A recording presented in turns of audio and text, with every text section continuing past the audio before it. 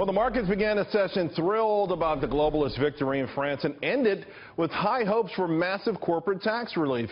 While all these things have come under the heading of hope, there are, I tell you, continue to be very serious fundamental reasons for the market to rally, particularly in the industrial sector. Today, it was Illinois Tool Works, the best performer in that sector, but there are other big movers, including Payne, Parker Hannifin, Caterpillar, which, by the way, announced retail machine sales up 46% in Asia Pacific. This stock is on the precipice, by the way, of a major breakout. Consensus earnings keep climbing for this year and the next fiscal year. Now, the industrial index itself has broken down, but now it's going through the trend line, and I think it's a lock to retest that March 12th high. The stocks in this group, by the way, represent the heartbeat of the economy, and I think it's humming along much faster than it's getting credit for, as everyone focuses on policy and grading Donald Trump's first 100 days and things like that. I'm looking for the sector to break out as a reflection of 3.5%, perhaps even more growth in the current quarter.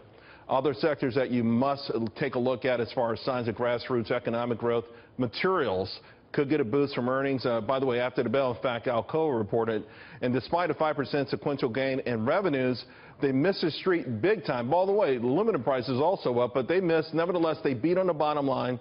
They beat the street by 15 cents. Coming into the year, management had pegged aluminum demand to be up by 4%. Now they're saying it could be 4.5%, 5%. That is a significant difference. The stock, by the way, is edging higher after being up 5% in today's session.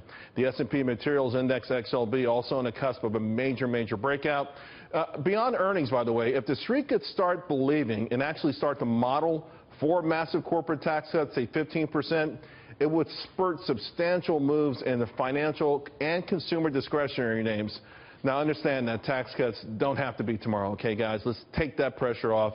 The economy, in my mind, is starting to move, and if you are waiting for a special invitation to somehow get in this market, some kind of pullback, I think you're making a big mistake, okay? And it's not the first time you've made this mistake.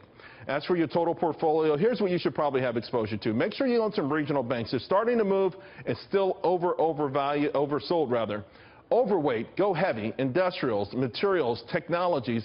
Time for you to make some money.